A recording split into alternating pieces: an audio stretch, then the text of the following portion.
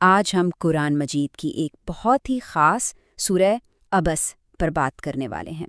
یہ ہمیں ایک بہت ہی گہرا سبق سکھاتی ہے کہ اصل میں حقیقی قدر کس چیز کی ہوتی ہے۔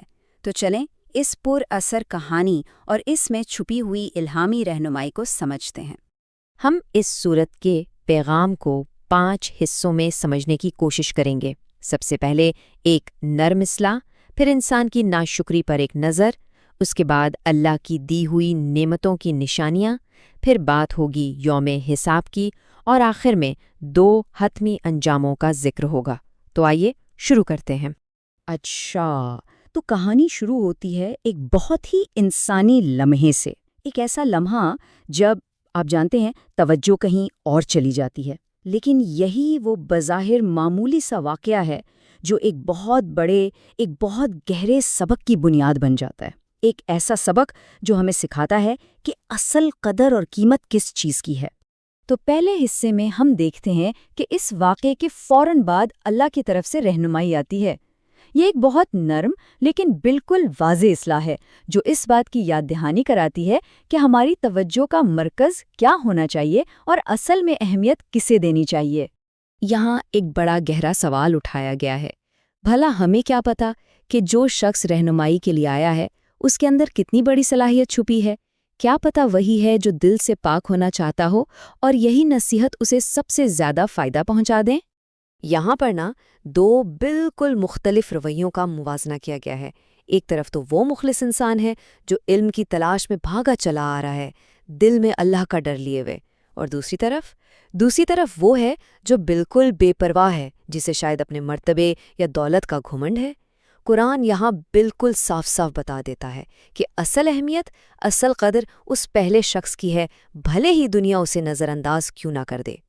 اس کے فوراً بعد قرآن اپنا اصل مقصد واضح کرتا ہے کہ یہ ایک تذکرہ ہے، یعنی ایک طاقتور نصیحت، اور یہ کسی خاص طبقے کے لیے نہیں ہے، نہیں، بلکہ یہ ہر اس انسان کے لیے ہے جو سننے اور سیکھنے کے لیے اپنا دل کھلا رکھتا ہے۔ اس کی سب سے بڑی خوبصورتی ہی اس کی عالمگیریت میں ہے۔ اور یہ بھی سمجھنا ضروری ہے کہ یہ کوئی عام نصیحت نہیں ہے، اسے معزز صحیفوں میں بلند و بالا اور پاک کہا گیا ہے، اور یہ نیک فرشتوں کے ہاتھوں میں محفوظ ہے۔ یہ اس بات پر زور دیتا ہے کہ اس پیغام کا سرچشمہ خود اللہ ہے، اور یہ ہر طرح کی انسانی ملاوٹ سے بالکل پاک ہے۔ اچھا، تو اس خاص واقعے سے سبق لینے کے بعد اب بات کا دائرہ تھوڑا وسیع ہوتا ہے۔ اب بات صرف ایک شخص کی نہیں رہی، بلکہ اب پوری انسانیت کی ایک بہت عام کمزوری کی طرف توجہ دلائی جا رہی ہے، اور وہ ہے ناشکری۔ یہاں اچانک لہجہ بہت سخت ہو جاتا ہے۔ یہ ایک بہت ہی طاقتور آیت ہے جو سیدھا انسان کی سب سے بڑی کمزوری یعنی ناشکری کو نشانہ بناتی ہے، اور یہی ناشکری ہے جو تکبر اور غرور کی جڑ بنتی ہے۔ تو اس تکبر کا علاج کیا ہے؟ قرآن ہمیں ایک بہت ہی بنیادی سوال کی طرف واپس لاتا ہے جو ہمیں ہماری حقیقت یاد دلاتا ہے۔ اللہ نے اسے کس چیز سے پیدا کیا؟ یہ سوال ہمیں مجبور کرتا ہے کہ ہم اپنی حقیر سی ابتدا پر غور کریں۔ یہ آیات ہمیں زندگی کے پورے سفر کی یاد دلاتی ہیں۔ ہماری شروعات پانی کے ایک معمولی قطرے سے ہوئی، پھر اللہ نے ہمارے لیے زندگی کا راستہ آسان بنا دیا، پھر موت اور قبر ایک اٹل حقیقت ہے، اور آخر میں جب اللہ چاہے گا ہمیں دوبارہ زندہ کیا جائے گا۔ یہ پورا چکر ہمیں ہماری اصلیت اور اللہ پر ہمارے مکمل انحصار کی یاد دلاتا ہے۔ اب ہماری جسمانی تخلیق سے بات آگے بڑھتی ہے اور ان چیزوں کی طرف جاتی ہے جو ہماری زندگی کو قائم رکھتی ہیں، یعنی ہمارا رزق۔ اپنی تخلیق پر غور کے بعد اب ہمیں اپنے کھانے پر غور کرنے کی دعوت دی جا رہی ہے، اور یہ صرف دیکھنا نہیں بلکہ گہرائی سے سوچنا ہے کہ ہمارا کھانا آتا کہاں سے ہے۔ یہ وہ روزمرہ کے معجزات ہیں جنہیں ہم اکثر اہمیت نہیں دیتے۔ یہاں اللہ کی نعمتوں کا ایک پورا سلسلہ بیان ہوا ہے۔ یہ شروع ہوتا ہے بارش کے برسنے سے، جس سے زمین پھٹتی ہے اور اس سے طرح طرح کا اناج، انگور اور سبزیاں اگتی ہیں، زیتون، کھجور، گھنے باغات اور قسم قسم کے پھل۔ یہ سب کچھ نہ صرف ہمارے لیے ہے بلکہ ہمارے جانوروں کا رزق بھی اسی میں ہے۔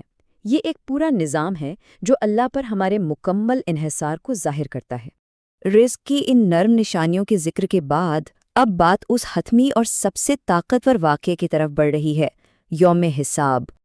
اور پھر وہ کان پھاڑ دینے والی چیخ آئے گی۔ یہ قیامت کے دن کی آمد کا اعلان ہے، ایک ایسا ہولناک لمحہ جب ہر چیز الٹ پلٹ ہو جائے گی اور دنیا کے سارے رشتے ناطے ٹوٹ جائیں گے۔ اس دن کی شدت کا اندازہ اس بات سے لگایا جا سکتا ہے کہ انسان اپنے سب سے قریبی رشتوں سے بھاگے گا، بھائی سے، ماں باپ سے، یہاں تک کہ اپنی بیوی اور بچوں سے بھی دور بھاگے گا۔ اس دن ہر شخص کو بس اپنی ہی فکر لگی ہوگی، کسی اور کی طرف دیکھنے کا ہوش تک نہیں ہوگا۔